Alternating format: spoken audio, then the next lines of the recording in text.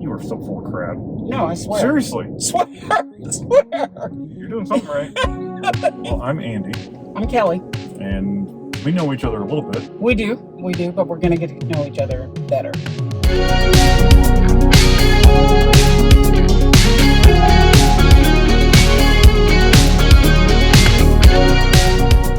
I've been told many times by my family that I'm not the funniest one. And I'm just like, I do my best. I do my best. Seems unnecessarily finger pointing. How many are in your family? From the home you grew up in, let me put it that way. Yeah. How many you got there in your immediate family? Well, I have 2 brothers and a sister. Mm-hmm. And then, of course, my mom and dad. And so there were 6 of us. All right. Yeah, we're a little rambunctious, too. So, what kind of kid were you? I mean, like good student, a lot of activities? I was an okay student. I'm extremely nerdy.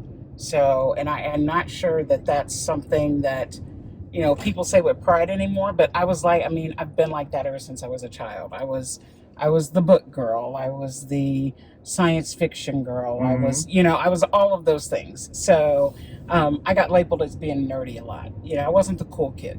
Not at all. So I think shows like The Big Bang Theory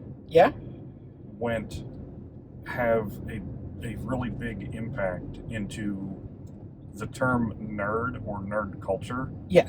Is not the negative connotation that it was when we were in school. That's right. And, so I think without The Big Bang Theory, do we get all of these Marvel superhero movies? And do they go as mainstream as quickly? I think Big Bang made sci-fi and comics cool, and more broadly popular, but it also made being smart. I would agree. Not the negative. Oh, there goes Poindexter. Yeah, or whatever, there's the brains. Right. Yeah, I would agree with that. And for me, my husband and I both, we like The Big Bang Theory, things like that. Mm-hmm. But we are big gamers, and we always have been.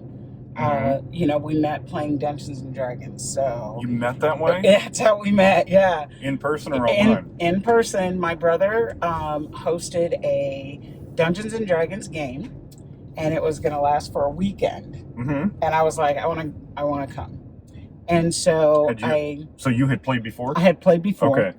So I got my character and everything together. What I was going to do, because she's, my character was very cool. Her name's Octavia. She carries a crossbow. Nice. She's got a mohawk, things like that. But when I went to the game to play, my husband was actually there, and he was playing. Organically as part of the people that were invited. Just organically as part of the people that were invited. And that weekend just kind of kicked it off. Like, we went, after that, I think we went and hung out one night, but at an Earlham party, as a matter of fact. Okay. Because I had some friends that were at Earlham, and they invited me over for a party, and so I took Stephen with me. But yes, that's exactly how we met. Yeah. What year are we talking? Oh my gosh. Let's see. Golly, when was that? We've been married 16 years. Mm-hmm. However, when I first met him, he was 21, and he was 20 when I first met him, and he is 53 now, so I'm not great at math. Yeah, it's a long time. It's been a long time.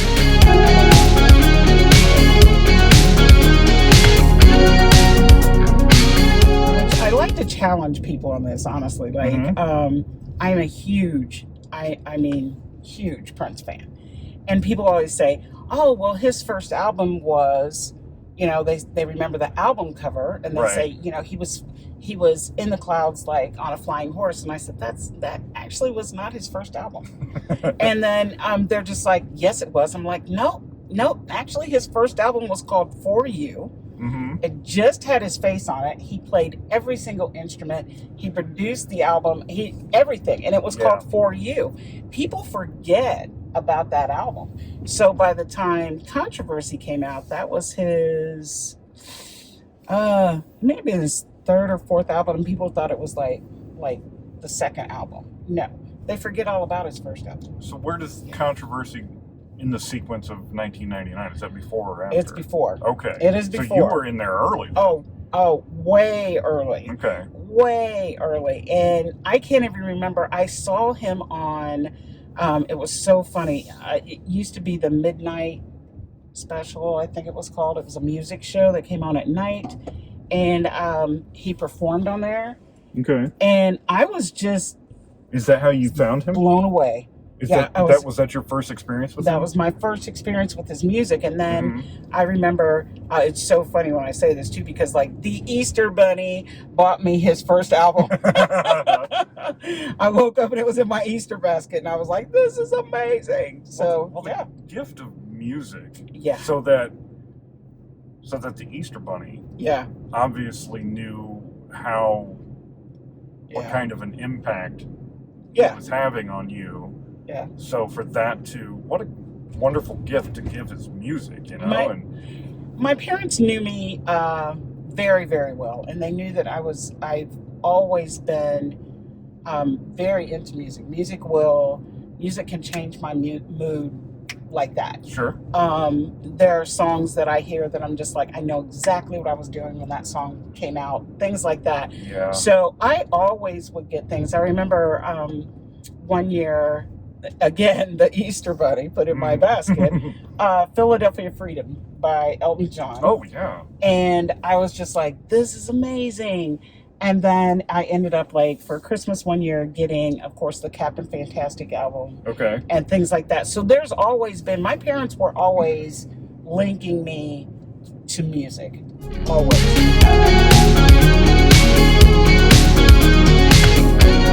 How did music live in your home? I mean, as a kid, for me, I have two records really stand out in my youth was Glass Houses by Billy Joel. Okay, I had that album. And Thriller.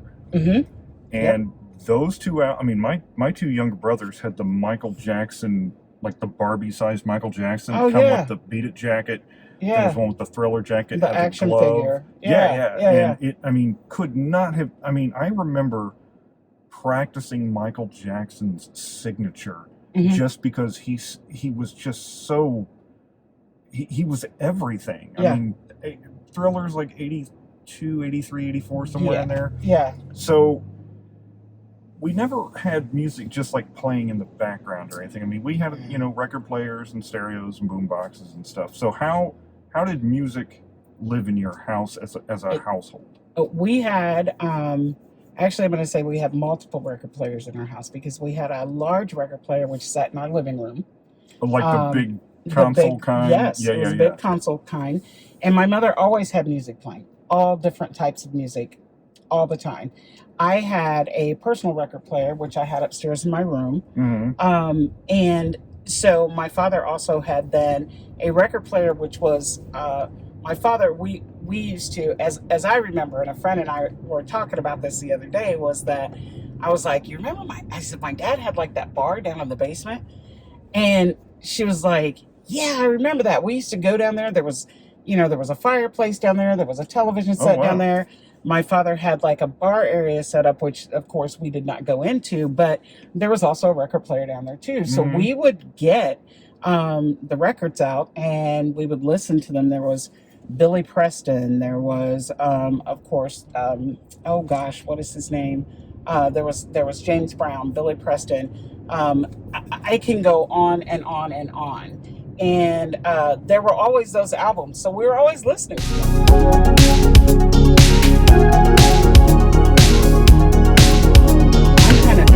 I'm what I call, my husband says I'm a closet NBA fan. Sure. Because like I will sit down by myself and like the game will be on and I'll be watching the game and my husband's always like, what are you doing? Like watching the game because he's not a big NBA person, but I do, and I pay attention. And I yell at the TV, and I'm just like, "Pass the ball! Stop being greedy!" I mean, it's like, I go I can get way into it, because it frustrates me. It frustrates me to watch them not what I call sharing. And sharing is caring, and they don't. They don't. It makes me mad. Yeah. My all-time favorite player, though, honestly, and Mhm. like, my brother used to crack up. He was like, "Why?" Allen Iverson. It wasn't Michael. It wasn't Michael Jordan. It wasn't Allen Iverson. I love to watch him play. He's a small guy. Oh You know, yeah. he wasn't as big as everybody else. But you know what? He was quick. He had a bad temper, Mm. but they started tamping that down some. He was a good ball handler, and I love to watch him play. I used wish to love to I watch had him play appreciated him more when he was because playing. Another player that I like to watch play is Steve Nash. I liked him. He played for the Phoenix Suns. yeah. I thought that he was also a good player who was unappreciated. He had some clout, but not as much as I felt like that he deserved. And after that, it was like wah wah. He just kind of went downhill. But Yeah. he's coaching now, so Yeah. you know that's great. But Kobe. I liked Kobe. I thought Kobe started with a big ego that kind of got tamped down after a while.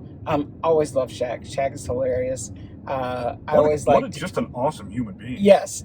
I really do like Shaq. Completely off the subject. Okay. What is something today hmm that you are better at, say 20 years ago? Honestly, calming myself. It used to be really difficult for me. I have anxiety issues anyway, and everything like gets my anxiety up. Learning how to control that was a big deal for me because even as a child, I would get, when my anxiety got too high, I'd get very emotional and I'd be, crying or, something like that. And I never saw it as being a problem until I got to be an adult. Mhm. And I was just like, okay, I've got to learn how to kind of get this under control. So, meditation has been the biggest thing for me. I meditate daily. I tried yoga. I got to tell you, it was good and I enjoyed it, but my body just is like, Kelley, just stop for a minute, So, and I've had a lot of health issues, so doing yoga was really tough. Mhm. But I do enjoy a good meditation. That's my thing, and learning how to, I guess learning how to, yeah, just kind of keep myself in check. A Mhm. lot of people can't keep themselves in check. Absolutely. I've worked really hard to keep myself in check, and it doesn't always work.